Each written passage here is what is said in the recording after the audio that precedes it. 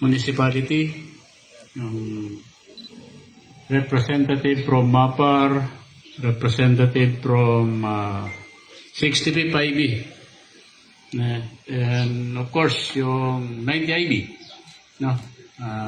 For the 5th time this year. No? Take note, 5th time this year for 90 IB only. Wow, congrats.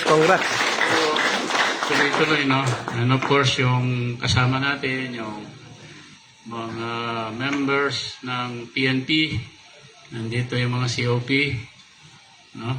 Hindi ko sana tawagin yung COP ng Ampatuan, kaso pwede ko siyang patayuin kasi tamayo. Hindi, tumayo pala. Hindi, biro lang. And of course, yung mga members ng MILF na nandito, no? Ganyan din. Dati, meron tayong hindi pagkakaunawaan, pero nag-usap-usap. Ngayon, maganda, no? Magkikita tayo, magkamayan, asip wala nangyari. Ganon yung gusto natin. And with that, gusto ko rin pasalamatan uli, lalo na yung 10 na piniling magbalik loob sa pamahalaan. In fact, yung isa dyan, tinanong ko lang kung nasaan siya. Tinanong ko lang. Then, nagkaroon ng kay Mayor, na gusto niya daw siyang bumalik loob sa pamahalaan. No? Maganda yung ganun. Yung pala kulang lang ng communication. Matagal nang ayaw na ng gulo. Pero nung minention ko lang yung pangalan, lumapit siya kay Mayor. So napakaganda. Mga magandang halimbawa. No? I think the 5th time na may nag-surrender for 90 IB only, not to mention yung ibang batalyon ng under 6 hoppers, is a testament to the effective program of the government regarding sa ganitong sitwasyon. No? Marami dyan ang gusto nilang bumalik loob sa pamahalaan, however, wala nga yung magandang programa. So ngayon, nakita nila, I think, the number of times and the number of surrenderer, kung tawagin natin, no? Ngayon, FBE, no?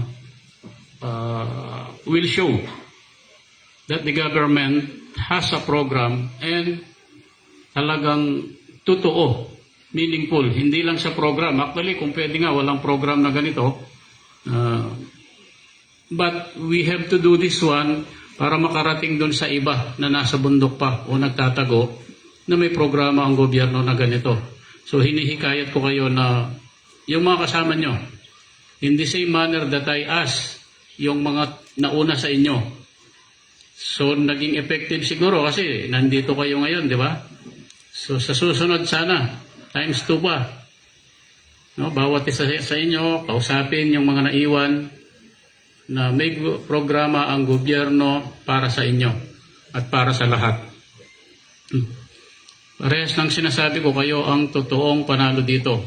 Ang sarili nyo, yung pamilya nyo, at yung community kung nasaan tayo nakatira.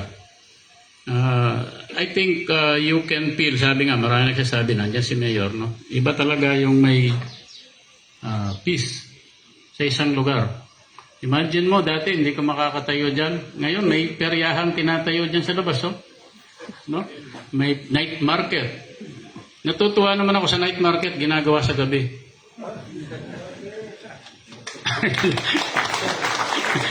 Siyempre, di ba? Night market nga, di ba? What I mean is, mas magandang night market kasi pag araw, minsan traffic.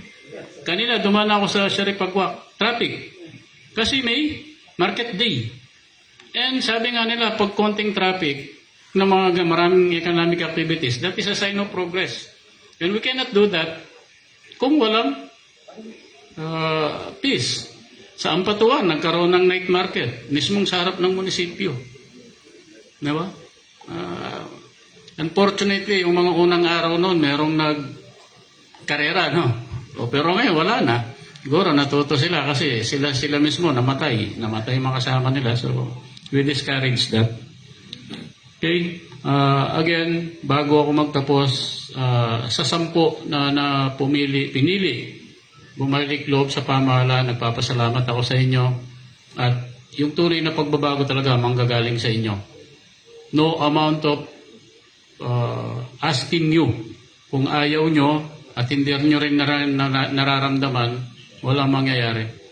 And we have to thank you. Every one of us here are thankful to you.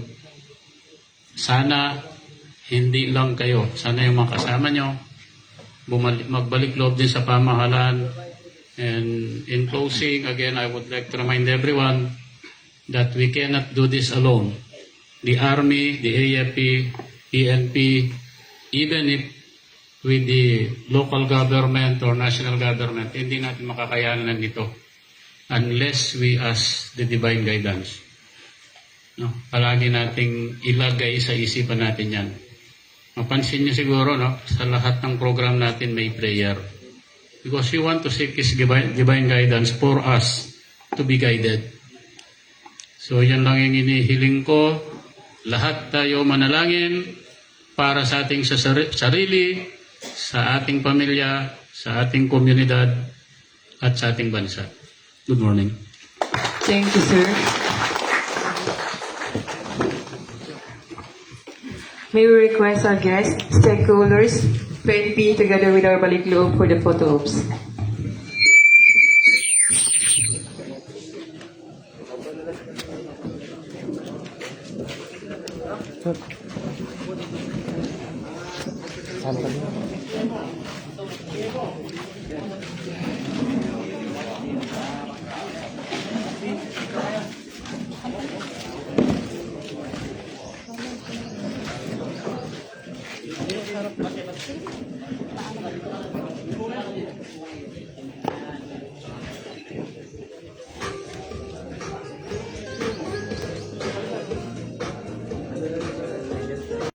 That concludes our program for this morning. Thank you. Nabuhay tayong lahat.